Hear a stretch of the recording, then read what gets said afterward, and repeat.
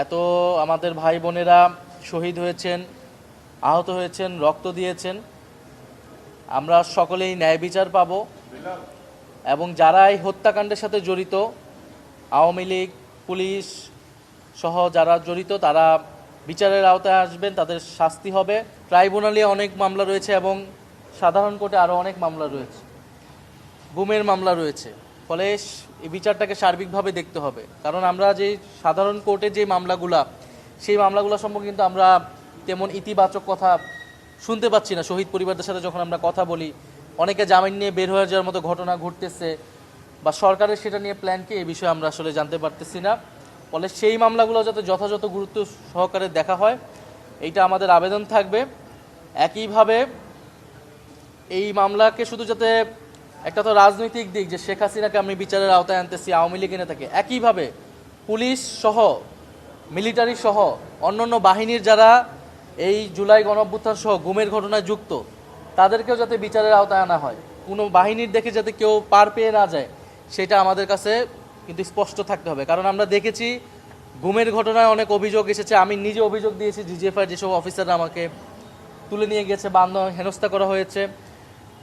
এছাড়াও যারা সেনাবাহিনীর বিভিন্ন অফিসার, র্যাবে যারা ছিল, ডিজিএফআইতে যারা ছিল, তারা যেই নেতিবাচক ভূমিকা গুমের ঘটনা এবং জুলাই গণঅভ্যুত্থানে পালন করেছে, আপনারা রামপুরা বাড্ডার ঘটনায় দেখেছেন বিজিবির একজন যে আর্মি অফিসার, এদেরকে কিন্তু এখনও গ্রেফতার করা হচ্ছে না। ফলে ট্রাইব্যুনালের কাছে এবং আদালতের কাছে, সরকারের কাছে আমাদের কিন্তু আবেদন থাকবে যে অপরাধী যে তাকে যাতে বিচারের আওতায় নয়, সে কোন বাহিনীর সেটা যাতে দেখা না হয়।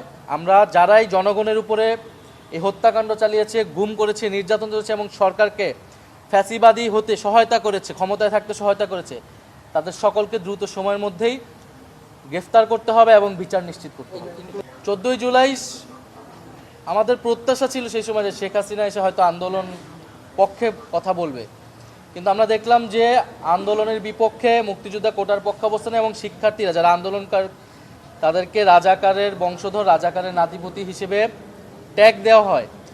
সেটা শিক্ষার্থীদের জন্য ছিল অমর্যাদাকর, তাদের অভিভাবকদের জন্য ছিল অপমানজনক এবং সবাই ক্ষুব্ধ হয়ে কিন্তু শুধু ঢাকা বিশ্ববিদ্যালয় না, সারা বাংলাদেশের শিক্ষার্থীরা, ছেলেরা মেয়েরা কিন্তু রাস্তায় নেমে সেই রাতে এটার প্রতিবাদ জানিয়েছিল এবং এই বক্তব্য প্রত্যাহারপূর্বক শেখ হাসিনাকে ক্ষমা চাওয়ার দাবি জানিয়েছিল। একইভাবে 15ই তারিখ আমরা দেখেছি যে ওবায়দুল কাদের বলেছিল এই আন্দোলন দমনের জন্য ছাত্রলীগই যথেষ্ট, এবং এই বক্তব্য ছিল স্পষ্ট, উস্কানিমূলক, নির্দেশনামূলক যে আন্দোলনকারী যারা রয়েছে তারা রাজাকার, তাদেরকে আক্রমণ করা, তাদেরকে হত্যা করা বৈধ। ফলে সেই প্রেক্ষিতে, সেই সূত্র ধরে কিন্তু 15ই জুলাই আন্দোলনকারীদের উপরে, নারী শিক্ষার্থীদের উপর ব্যাপক হামলা চালানো হয়।